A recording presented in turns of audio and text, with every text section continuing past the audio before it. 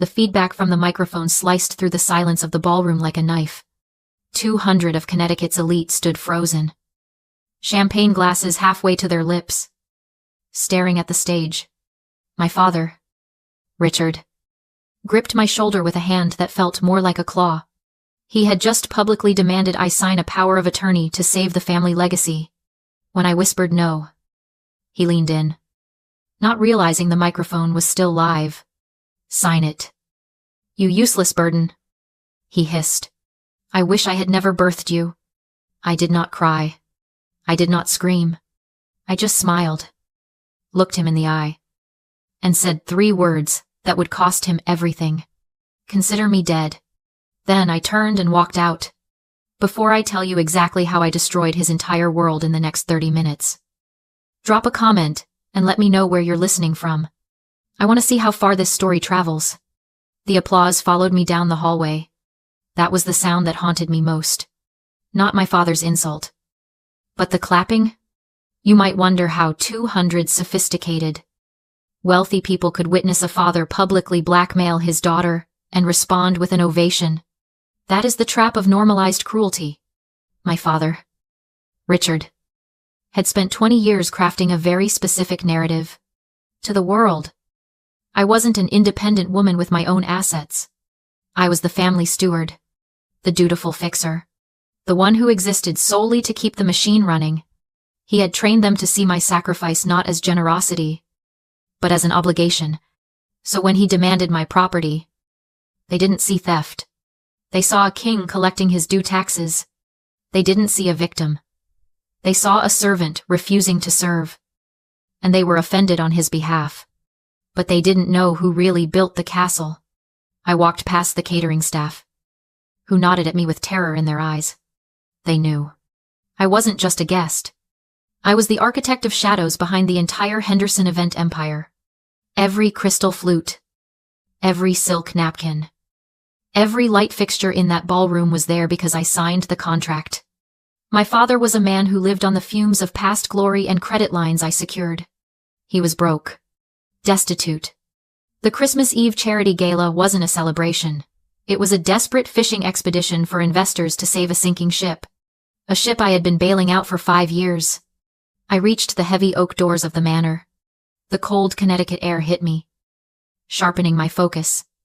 I thought about the $250,000 I had personally fronted for this night. The catering alone was $60,000. The vintage wine, the decor, the massive industrial generator trucks humming discreetly behind the hedge maze, all paid for from my accounts. All leveraged on my credit. Because Richard claimed his liquidity was just tied up. It wasn't tied up. It was gone. He had gambled it away on bad investments and vanity projects, leaving me to patch the holes in the hull. And tonight, instead of thanking me, he tried to steal the only lifeboat I had left the deed to my grandmother's cottage. The one asset I had kept strictly in my name. I looked back at the house. It glowed with golden light. A beacon of warmth and wealth in the dark winter night. It was a beautiful illusion. And like all illusions, it required a constant supply of power to maintain. Power that I controlled. I reached into my purse and pulled out my car keys. My hand didn't shake. My heart didn't race. There is a strange, cold clarity that comes when you realize the people you love are actually parasites. You stop trying to feed them. You start figuring out how to fumigate. I opened the door to my sedan, the only modest thing I owned, and sat in the driver's seat. I didn't start the engine immediately. Instead, I opened my laptop. The screen glowed blue in the darkness. A sharp, clinical contrast to the warm yellow of the party. It was time to show Richard exactly what happens when the architect decides to pull the foundational pin. The blue light of my laptop screen was the only thing visible in the dark car. I didn't cry. I didn't shake. I felt a strange, icy calm settle over me. The kind of focus I used when managing $1 million logistics crisis. My father thought he had stripped me of my value when he took the microphone. He forgot that value isn't just about what you own. It's about what you control. And tonight, I controlled everything. I wasn't just the daughter he wished he hadn't born. I was the signatory on every vendor contract, the guarantor on every rental agreement, and the admin for every digital system running that party. He wanted me dead. Fine. Then the ghost was about to haunt the machine. I opened the command terminal for the event management software. It was a system I had customized myself to streamline the family business. I called it the Blackout Protocol.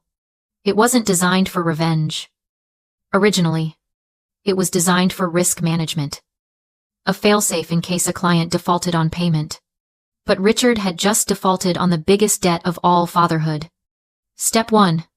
The power. The entire gala was running on massive industrial generators hidden behind the estate's east wing because Richard hadn't paid the utility bill in 3 months. And the grid had cut him off.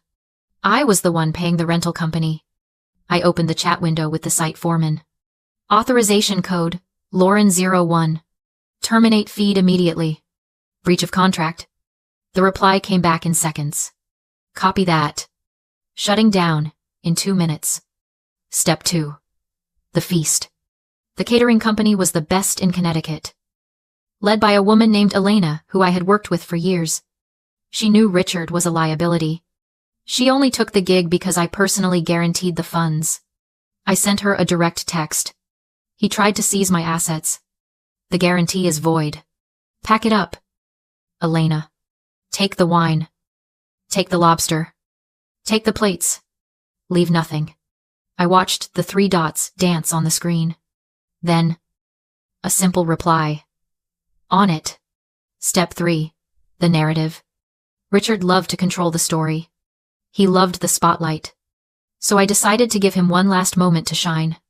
The main ballroom had a massive LED wall behind the stage. Currently cycling through photos of Richard looking benevolent and wealthy. I accessed the media server remotely. I deleted the slideshow. In its place, I uploaded a single PDF file I had named The Legacy. It wasn't a sentimental montage. It was a dossier. Scans of the foreclosure notices he hid in his desk. The credit card statements showing he spent the company payroll on vintage watches. The loan documents where he forged my signature. And right in the center, in bold red text, total debt, $5 million. Status insolvent. I pressed enter. The upload bar raced across the screen. Green. Complete. I looked up at the house. Inside. The band was playing a waltz. The guests were laughing. Drinking wine I paid for. Celebrating a man who was a hollow shell. They had no idea that the floor was about to drop out from under them. I checked the time. 30 minutes had passed since I walked out. It was time. I didn't start the car. I just sat there, watching the windows of the manor, waiting for the lights to die. This wasn't a temper tantrum. It was a foreclosure. The silence hit first. The waltz died mid-measure, strangled as the amplifiers lost power. Then, the light. From my vantage point in the driveway, it looked like the manor simply ceased to exist. 1 second. It was a blazing beacon of excess. The next, it was a black void against the night sky. A collective gasp rippled out from the estate, loud enough to reach me through the glass of my car window. Then came the hum, the low, mechanical groan of the massive generators spinning down, followed by the click-clack of the emergency backup lights flickering on. They weren't the warm, amber lights of a party. They were cold. Industrial halos designed for evacuation, casting long, skeletal shadows across the lawn. The illusion was broken. The winter wonderland now looked exactly like what it was, a desperate stage set built on a swamp of debt. Inside, I knew exactly what was happening. I had choreographed the chaos as precisely as I had planned the menu. My phone buzzed. It was a text from Elena, the head caterer. Powered down. Executing retrieval. I closed my eyes and pictured the scene. Richard would be trying to spin this. He would be standing on the darkened stage, laughing, that nervous, hollow laugh, shouting that it was part of the show, a dramatic interlude before the fireworks. But then he would see Elena. She wouldn't be bringing out the dessert. She and her team would be moving with military efficiency, stripping the tables, The vintage Cabernet, boxed. The lobster tails, trashed. The crystal, crated. My phone buzzed again. Another text. This time from a guest, a business partner I had cultivated for years. What is going on? The caterers just took the plate out from under my wife. They said the host is insolvent. Insolvent. The word hung in the air. Heavier than the cold. Richard's worst nightmare wasn't poverty. It was embarrassment. And I had just served him a 5-course meal of it. Then, the final stroke. The main generator was dead. But the backup circuit for the AV system was still live. I watched through the windshield as the massive LED wall behind the stage, the only bright thing left in the darkness, flickered back to life. It didn't show Richard's smiling face. It showed the PDF I had uploaded. Even from the driveway. The red text was legible, glowing like a neon accusation in the night. Total debt $5 million. My phone didn't just buzz this time. It screamed. Richard. I let it go to voicemail. I watched the screen on my dashboard light up with his name again and again.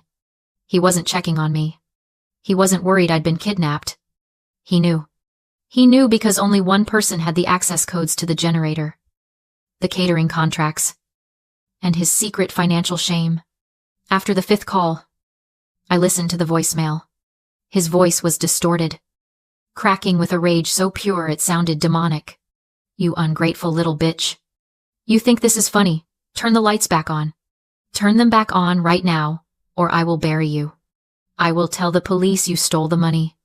I will tell them you're crazy. Fix this, Lauren. Or so help me God. I will finish what I started and ruin you. He hadn't learned a thing. He didn't ask why. He didn't offer an apology. He immediately went to threats. He was drowning. And his only instinct was to try and drag me under with him. I deleted the message. I didn't need to hear his threats.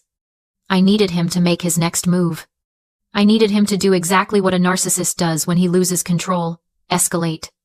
I looked toward the house, where flashlights were now beaming through the windows. Chaotic and frantic. The trap was set. Now, I just had to wait for him to walk into it. I sat in the dark of my car, watching the front door of the manor. I knew Richard. I knew his playbook better than he knew himself. When a narcissist is cornered, they don't surrender. They don't reflect. They weaponize victimhood. And right on cue, the heavy oak doors swung open. Richard stepped out onto the portico, illuminated by the harsh glare of the emergency security lights. He wasn't alone. He had dragged a few key investors and his wife, Patricia, out with him. Gesturing wildly toward the dark driveway where I was parked, he pulled out his phone and began an exaggerated performance hand on his chest. Frantic gestures. Feigned panic. I didn't need to hear the call to know what he was telling 911. In his story, I was a hysterical intruder, sabotaging his charity event. He believed that if he got me arrested, he could rewrite the night, dismiss the debt evidence as the delusion of an unstable daughter, and emerge as the hero of a family tragedy. 10 minutes later, red and blue lights flooded the driveway. Richard strode toward the officers, confident again. Playing the Lord, demanding protection. I didn't run or hide. I leaned against my car and waited. He pointed at me, shouting for my arrest. 2 officers approached while Richard followed behind them, grinning. He thought the law was another tool he could wield. Standing on the lawn he believed he owned. He ordered the police to remove the daughter he treated like property, unaware he had just triggered the final trap. The sergeant told me the homeowner wanted me removed.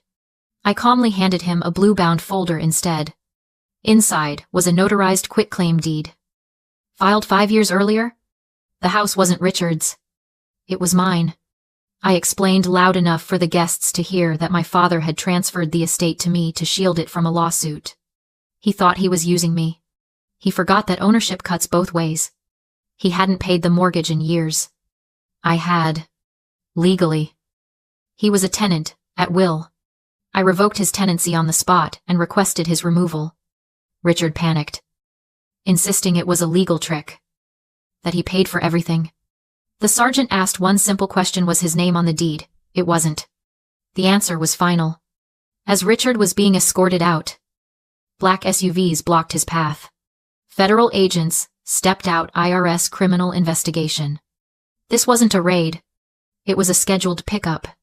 For 3 months, I had compiled a forensic audit: fraud, tax evasion, unauthorized credit lines. I had sent everything to federal authorities days earlier. The debts he dismissed weren't gossip. They were evidence. The handcuffs clicked shut. The sound ended everything he thought he controlled. The next morning, I sat in a quiet cafe, deleting voicemails, begging for help. Across from me, a property manager slid over a contract. The estate would become a wedding venue, profitable within months. I signed without hesitation. I didn't sell the house. I reclaimed it. I deleted the spreadsheet titled Family Obligations and walked into the winter air feeling lighter than I ever had. I didn't lose a family that night. I lost the weight that was drowning me.